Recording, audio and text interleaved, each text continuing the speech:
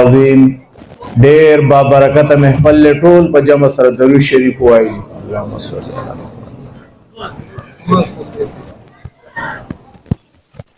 گلشن حضرت مولانا فضل عظیم صاحب رحمہ اللہ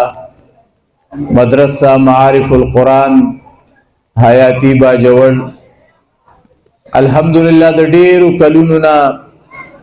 زه په خپل دې مدرسې ته حاضری کوم، دستربندۍ په موقع باندې راځم. ډیره دا معلومه شوه چې د مدرسې انتظامیه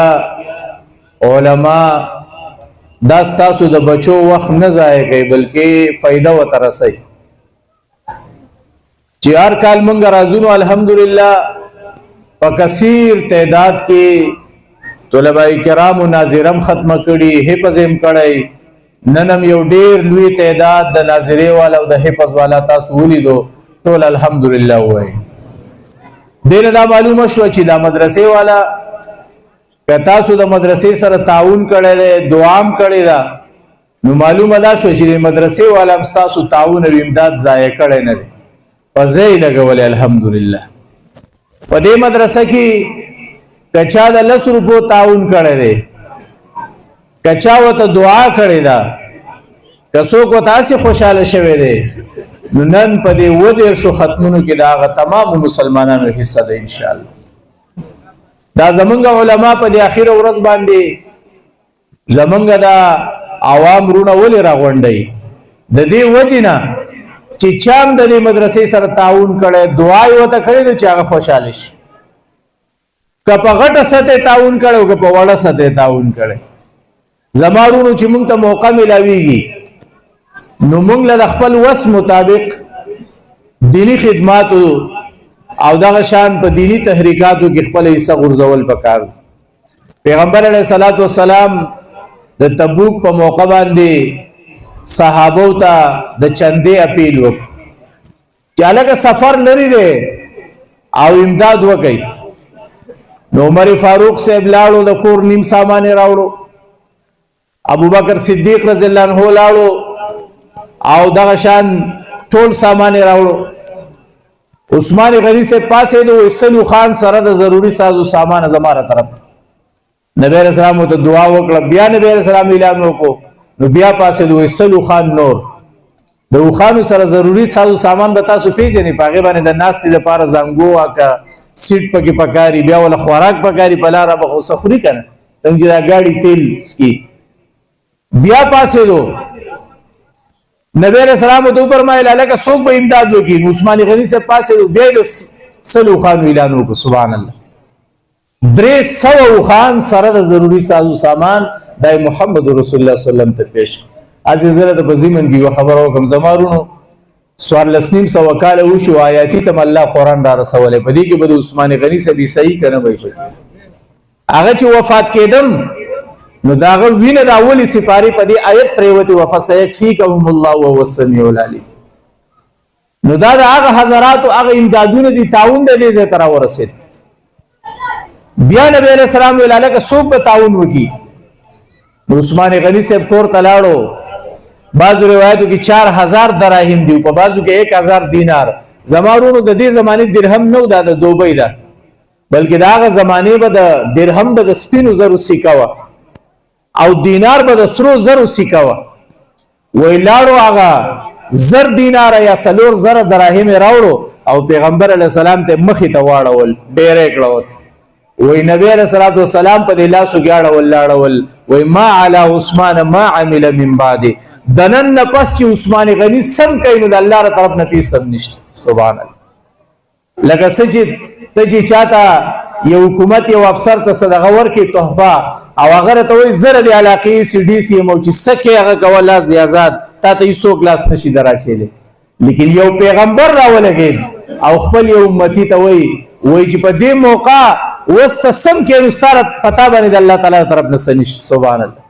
وی نبی اسلام ډیر زیات خوشاله شو. و زمارونو په زرونو امداد روان دي. یو صحابي دی او داغه نوم دی ابو عقیل رضی الله تعالی عنہ. هغه چې سوچو چې یاره څوک 300 خان ور کوي، څوک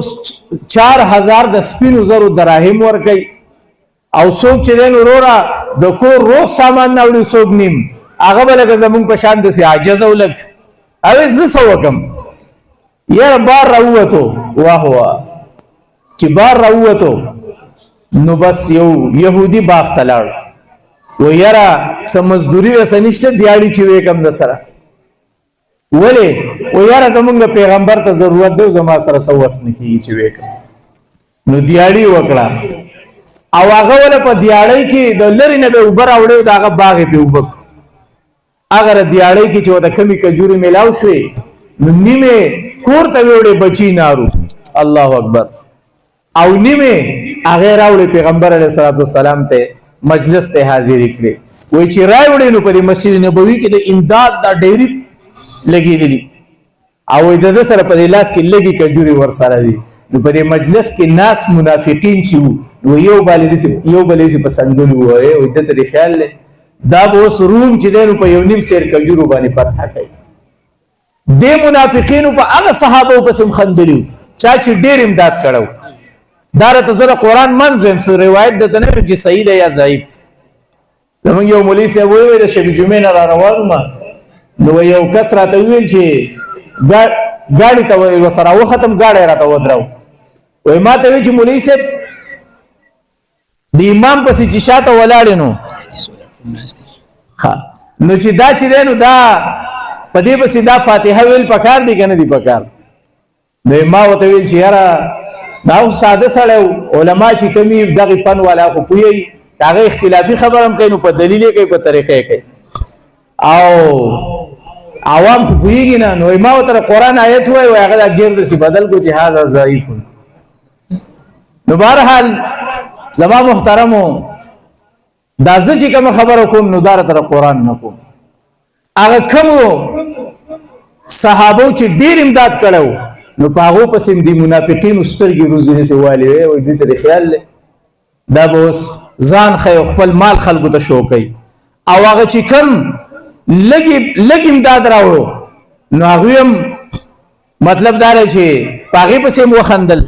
نو قرآن مجید آیت نازل کو الذين يلمزون المتطوعين من المؤمنين في الصدقات هغه چې په هغه خلکو کې عیبونه لټوي کم خلک چې په خوشحالۍ سره صدقې ورکوي او والذین لا یجدون الا جهدهم او هغه غریبانان صحابه چې هغو هېڅ ونه مونده سوا د خپل محنت مزدورۍ نه نو چې چا غټې صدقې وکړې او چا لږه محنت مزدوري وکړه نو فیسخرون منه دا خلق را لګي په دیو پسې مسخره کوي نو الله ویل سخر الله منهم زبر دیو سره ټوکی مسخره وکم مطلب د دې ټوکو مسخرو جواب بول ورکم نو معلومه دا شو زمارونو صحابه چې چا د ډیر وسو نو ډیر امداد کړي او کله چا د لګ وسو نو الله تعالی غ لګ وسم داونه قبول کړي سبحان نو دیو جن چې موږ مدارس سره او د علماو سره تعاون کوو نو کچا ته غټ وس ملاویږي نو غټ لیکي او کچا ته ډیر وس نه نو زما محترم د لګ وس چې دی نو خپل وس مطابق چې دی نو په دې کې امداد او تعاون کول پکار دي نو مولانا